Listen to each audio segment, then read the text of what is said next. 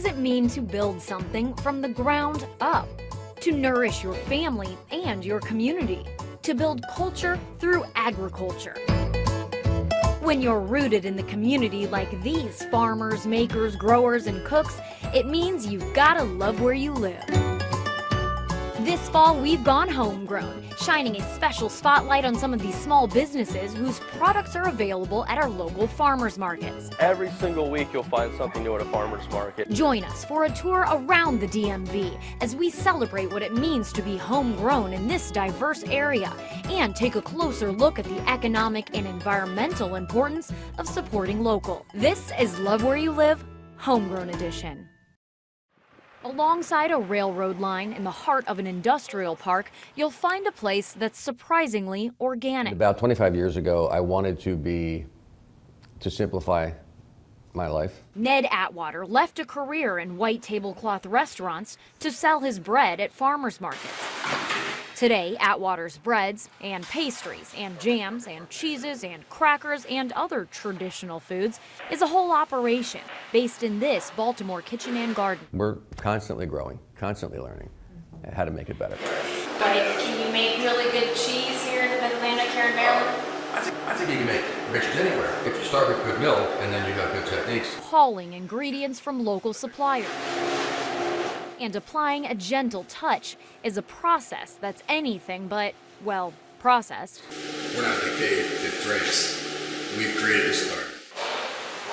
And they've created this environment too, a diverse workplace where many of the employees are refugees. We have folks from Afghanistan, Iran, Sudan, Congo, Mexico, Honduras, from all over. You're talking about bringing people together who literally come from different worlds and having them not just break bread together, but bake bread together. It's a benefit to everyone who comes in here. Along with that global perspective, Ned says the early lessons from selling direct to customers are still baked into everything they do here. Farmers markets are the best place in the world. Growth made possible because this corner of the world, in an old warehouse lot, is still rooted in simplicity. It hasn't changed in that we still want to make, a good loaf of bread and a good wheel of cheese. Farmers markets can be a great place to start a business. It's hard work, but can be so rewarding. Let's check out the Taegu Kimchi Kitchen now to find out how the founder, a DC native, is sharing her family recipes with her hometown and beyond. Oh, extra spicy. It's a story that comes from the heart of Patrice Cunningham's childhood home. My memories as a child was always in the kitchen with my mom. Her asking me to pass her different ingredients. She's like, I need more salt, I need more garlic, I need this, grab that. In return, her mother passing down a love of cooking. I've learned, how to really taste food and just really taste the ingredient of it. And her recipe for a Korean favorite. Every family, every household makes their kimchi differently. The traditional Korean side dish became Patrice's main focus when she lost her job as a chef during the pandemic. We use lots of garlic, lots of fish sauce, lots of shrimp paste. We don't hold back on the red pepper either. People eat with their eyes too, so you want it to look really delicious. But like any good kitchen, nothing leaves here without a taste test. Make a choice. I think I like the extra spicy. All right, I think I can do it. She also offers samples at the farmers markets. So you get their real-time reaction every single time. Every single customer goes, this is the best kimchi I've ever had. Taegu, named after the city in Korea where your mother's from, but you're from DC and this business is DC based. Oh yeah. How have the flavors of DC influenced your recipes and your cooking? We're a melting pot from people all over the country here. DC style, mom and pops, soul food and all these things. And of course with my dad being black, my mom learned from his mom certain things that she cooked. Ooh, that's nice. Now she has some extra help fulfilling market, store, and nationwide shipping orders. These are my mixing queens right here. With hopes of bringing her kimchi to even more family tables. Somebody out there is going to eat kimchi that I helped package. Yes. The Taegu story is rooted at home, but raised to go global. Come build this kimchi empire with me. For now, I'll just stick to eating lots of that kimchi, though we can see sometimes a calling to cook, to prepare, to grow is in your blood. And that was kind of the case with the next generation running Three Springs Fruit Farm, where they're still finding a fresh way to do things after more than 200 years. It's a good thing some apples don't fall far from the tree, It's something I took for granted. especially when it's the Wenk family tree. Thinking about the community I'd be a part of, and certainly the family aspect of it played a part as well. Ben Wenk's family has cultivated the same plot of land in Adams County, PA for 7 generations. But it was something that it turns out that I did have a passion for. Is there a difference between a fruit grower and a farmer? It really is a little bit different kind of agriculture. It takes a lot more careful consideration and a real long view. It's a really unique region to grow tree fruit. So the stuff you get here is anything but garden variety. We love finding the interesting fruit that have these special characteristics. And we want that to be one of the reasons that people get up in the morning and brave the weather to come see us. A dozen types of apples for sale and more than 150 types they're testing back at the orchard for possible future appearance at the stand. It's a variety and a quality that you can't replicate in regular grocery store environments. This is really an area that we're all eager to set up because of that passion for it, that enthusiasm, that understanding of why these things are important. Even after 200 years, Three Springs is still finding ways to branch out Every single week you'll find something new at a farmer's market. while staying rooted in tradition. The reward is always going to be there. Have a great week. Let's take a moment now to talk about Fresh Farm. It's the organization behind some of our area's biggest farmers markets, including DuPont Circle, downtown Silver Spring, and Arlington. Fresh Farm is a producers-only community of nearly 30 markets across the DMV, featuring farmers and makers from around the Mid-Atlantic. Every week, shoppers have the opportunity to support producers based within 200 miles of Washington, D.C. Fresh Farm also supports the local food system through educational programs and distribution and access programs. Fresh Farm markets serve their communities in so many important ways, and they do it all year round because so many of their vendors do too, like Shenandoah Seasonal. They're proving a little effort and a whole lot of creativity can carry you through even the coldest parts of the year. Some growing seasons are longer than others. Yeah. Thanks. For Dan and Allie Haney, We had to sacrifice a lot. We had to put a lot of hours into it. you could say this harvest has been 11 years in the making. This is very meaningful and a dream come true. This is Shenandoah Seasonal Farm, their year-round organic farm on 5 acres in Frederick County. Throughout the year, we grow about 100 varieties. The two met in college and worked for a nonprofit in Cambodia before coming home for their next adventure. Dan really wanted to start a farm. We had no experience with that, but we definitely had the will to do it. Where there's a will, there's still the weather, which the Haneys quickly realized would make it tough to make a living farming year-round in Northern Virginia.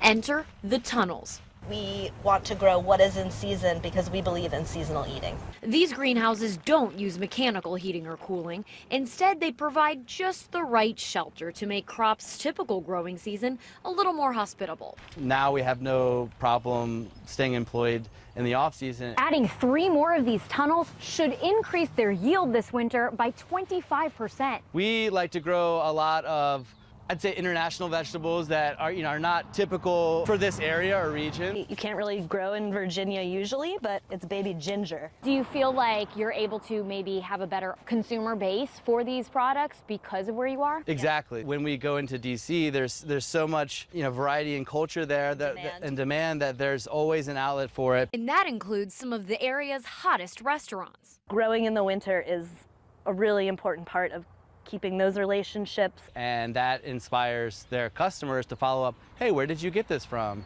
Oh, you can actually get that at your local farmer's market. Having a background in nonprofit and then choosing to go this route, you clearly believe that what you're doing here is important to the world. I firmly believe that if more people were doing this, then we wouldn't have as many issues with climate change, global warming. Whatever next season brings, Shenandoah Seasonal will be ready. Leave like a foot or two. Yeah. Because they're rooted in their mission.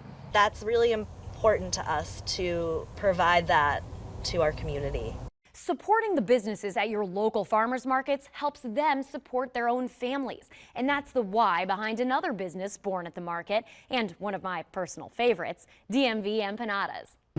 Living a full life starts with the right ingredients. And we do everything from scratch. Like the stuff of DMV empanadas. When I see something very interesting or very tasteful, I try to integrate in empanada. Did you have a food or restaurant background? Zero. What made you think you could do this then? I don't know. But Nacho Almaraz did know he'd cooked up something good when he learned his mother's chicken empanada recipe. There is a couple of people, I never come back to them and say thank you, but they help us, help me a lot. He launched the business with his wife and brother from a tiny kitchen and a small stand at the farmer's market. Without farmer's market, it's not gonna be DMV empanadas. When people come through here and plan a trip to a farmer's market around knowing they're going to get an empanada, like I do sometimes. That's the price there. That's the goal. It's not the money. It's not this. It's when somebody tells you how good you are doing. The business is growing, and so is their operation. We used to make everything by hand. When you switch to equipment like this, you can make thousands of empanadas a week. 15,000. And when you make thousands of empanadas every week, you need a bigger space. We are ready to move to Gateway Square. Our kitchen is moving to Rockville. You're from Bolivia, you live here. What makes a DMV empanada different than anywhere else in the world where you could have an empanada store? I think dream and love. Rooted in legacy. The dream is one day my kids, they can handle everything. With a future full of promise. Because we do for our family. Our area markets do a great job elevating people from all sorts of backgrounds. But the reality is, agriculture just isn't as diverse as it could be. Let's take a short drive outside of D.C. now to Prince George's County, where one woman is working to right a long history of inequity in the farming community. And lucky for those of us who enjoy what she's growing, she's not afraid to really dig in. Becoming more grounded gets easier. Everything you can think about, we're going to grow. With more than 50 acres of land. Sharing my knowledge, sharing my experience, sharing the road that I've traveled to get here, I think is what I'm supposed to be doing. Because this hasn't always been Deep Roots Farm. I got to give myself kudos for all that I've accomplished. I mean, this was a blank slate. And Gail Livingstone hasn't always been Farmer Gail. You know, I tell folks though, you know, I'm that kind of person. Once I've made up my mind to do something, I'm going to do it. She was a career government contractor. It was not my happiest time. Until a car accident shifted her perspective. It was like, no, you can't do this anymore. You've got to make a change. But before she could clear the weeds of her property, she had to navigate a complicated land grant process that made little space for someone who looks like her. Very minimal amount of black farmers in the country right now, and it's because of a lot of the injustices that was perpetrated by the USDA and many of other local organizations, right? And so, to me, it's if you want to correct those past wrongs, the minute you get an application and it says black as the ethnic group, that application needs to be expedited. Why do you think that it's important for black women to farm? Well, because it's in our DNA, and because our ancestors were brought to this land for that primary function, to cultivate the soil here, okay? It's part of who we are. That might be a hard thing for some people to hear, but it sounds like you're saying you see it as more of a healing process. Healing and liberating. You know, children that look like me, having them learn about how to grow anything that they can consume to nourish themselves should be a priority. The name, Deep Roots, that implies that you've been here a while, but I think you probably aren't quite deeply rooted in this land yet. Is Deep Roots a promise? Is Deep Roots a hope? Deep Roots is a promise to my community. We've established a foundation, the Deep Root Foundation, which is going to provide education and training to the next generation of farmers. And that old tobacco barn behind me, we're going to convert that into an education center. This land and this space will always be here to allow for an opportunity for other folks to come and learn and develop their skills. Rooted deeply. I believe in what I'm doing, and I believe that it will bear fruit. And she's only just begun. I don't think I would do it any other way. Thanks so much to these fantastic business owners for sharing their stories with us. We have even more of our conversations and a map to all area fresh farm markets where you can find their goods on WUSA9.com. Thanks for watching, and don't forget to shop local this and every season. For WUSA 9, I'm Abby Llorico.